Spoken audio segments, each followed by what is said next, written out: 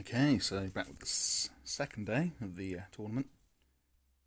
And we do have an A defense so far, which is pretty cool. Getting beat by some dude who put a healer in a bloody battle tournament. That's pretty sad though. Let's see if we can continue this. Buddy, look. I actually thought about using him, but I don't know. Sort of think his time's sort of been in some ways. He doesn't do much damage, really, and if it was even attack and defense down, that would have been pretty cool, but it's not. So that is what it is these days. What's she look like? It's pretty good, actually. Limit broken. 900 defense is freaking huge. I can't wait to see those stats in battle, though. Let's have a go. Come on, let's see. That's freaking 5-star territory if I've ever seen it.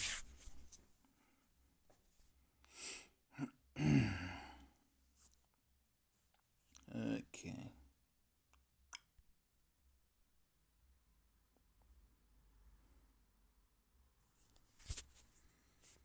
You can shift some of this about, see what you can do.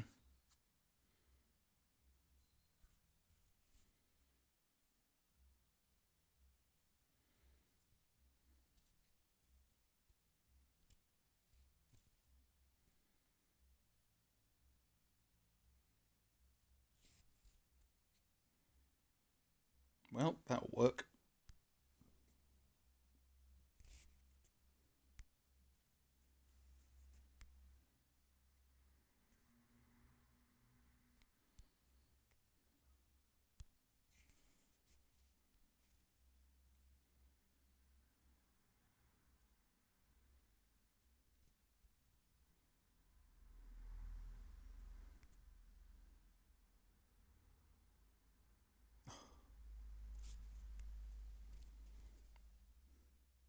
There we go.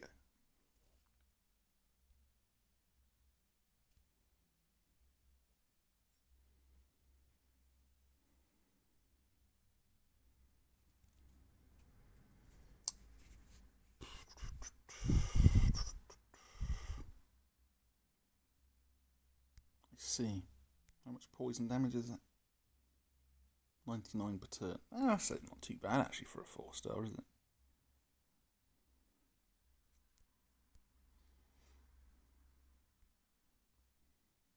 In fact, I'd say that's quite good.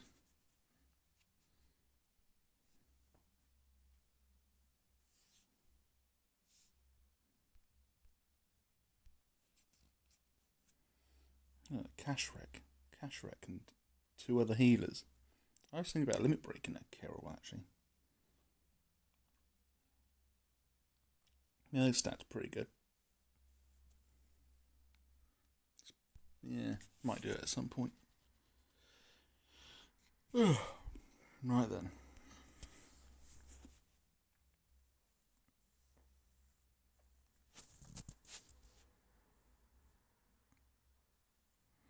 Nice. That might charge us up.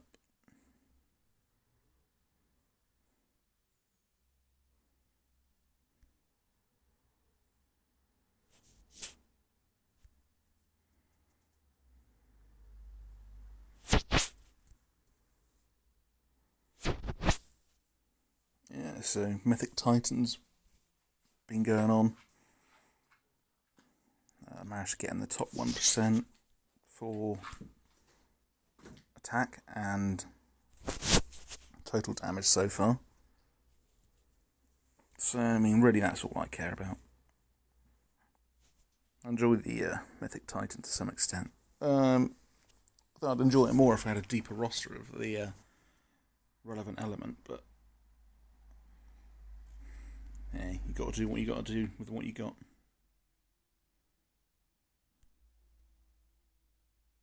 Oh, bollocks, I've got to target him. Oh well. Not a huge worry.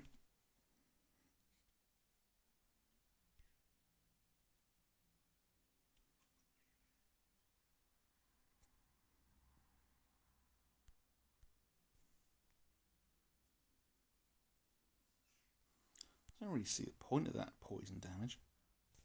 Like, it just seems irrelevant. 31 damage per turn is just pathetic.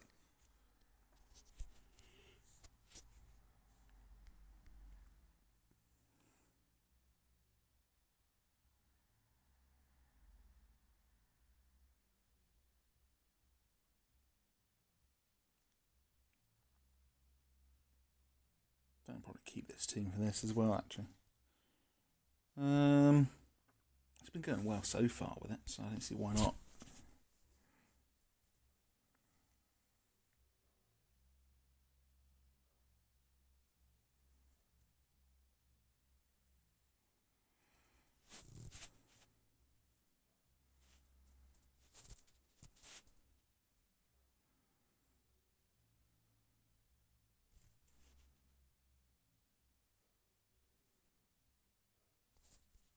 Come on.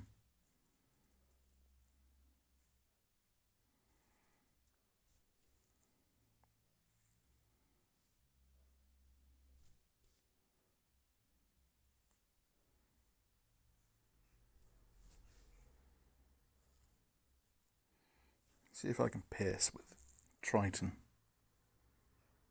Nope. Oh well. I think pierce is a good one, but it's not something you want to be relying on, I think, for trying to get through a counter-attack. Unless you have a hero that can do that. Actually, there's no point, is there? Probably better off just letting the Rigard do nothing. And then doing this, I think.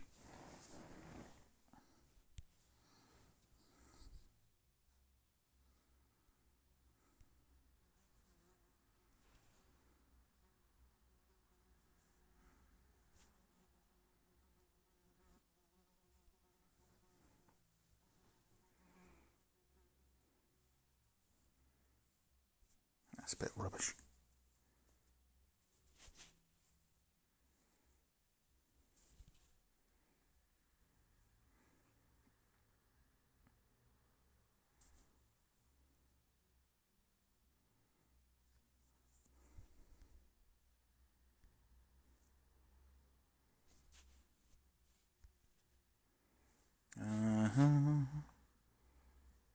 I think Tatook's actually really good.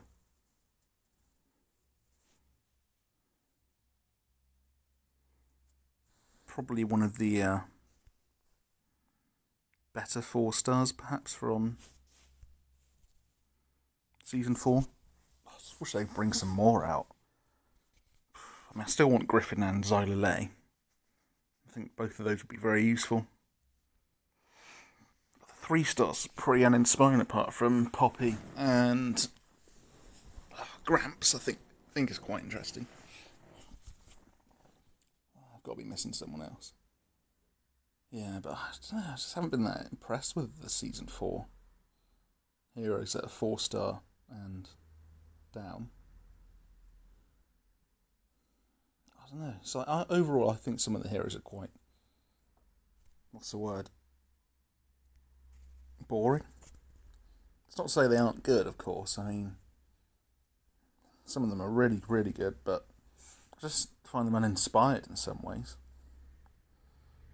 I mean, like when Season 3 came out, they had like heroes like Tyr and Lady Loki, Lord Loki, all those sort of things. I thought they were quite exciting and interesting, especially ones like Odin and Frigg that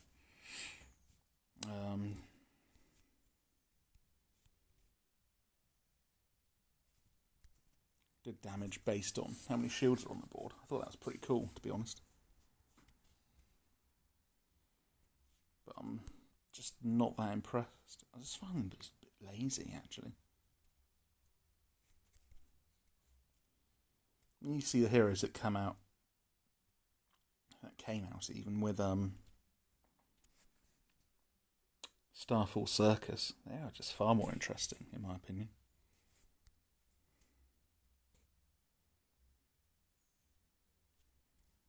Some of those heroes are really freaking cool.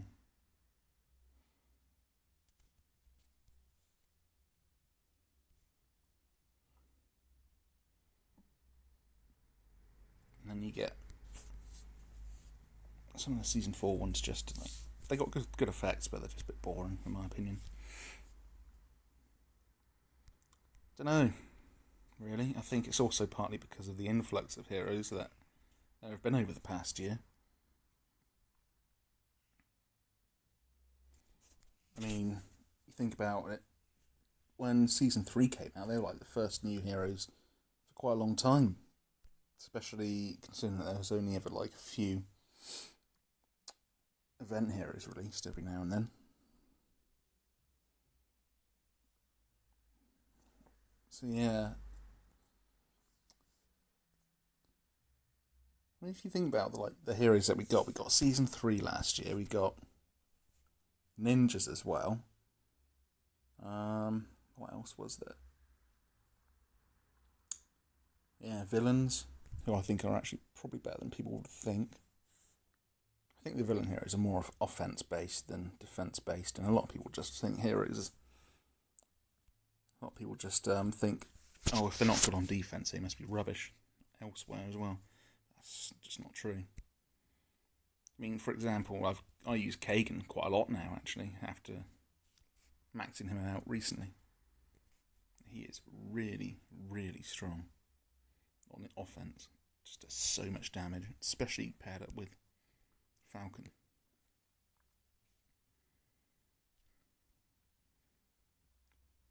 But I just don't think a lot of people want to give him the chance because he was so bad for such a long time. Understandably, they don't want to give him a chance in some ways. I suppose those that have him and have him maxed out know how good he can be. So, in that respect, I think he's a bit of a sleeper.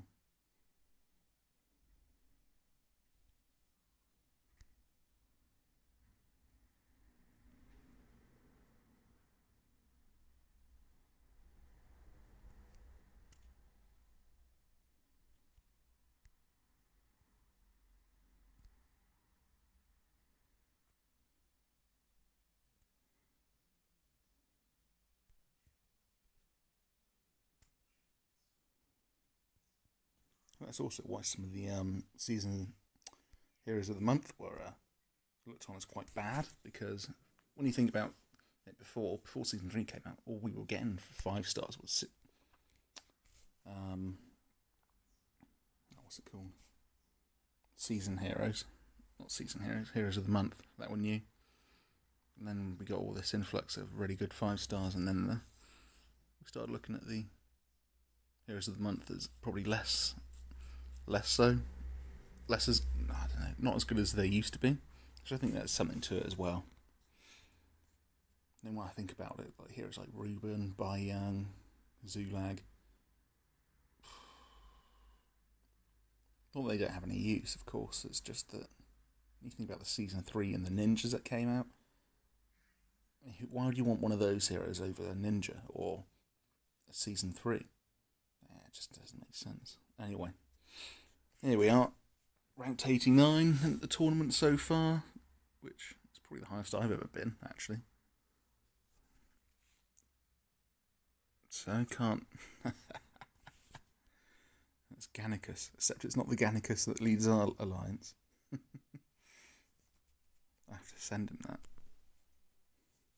Yeah, so ranked 89 overall. Don't think that's going to be great. Anyway, want to see more? Like and subscribe.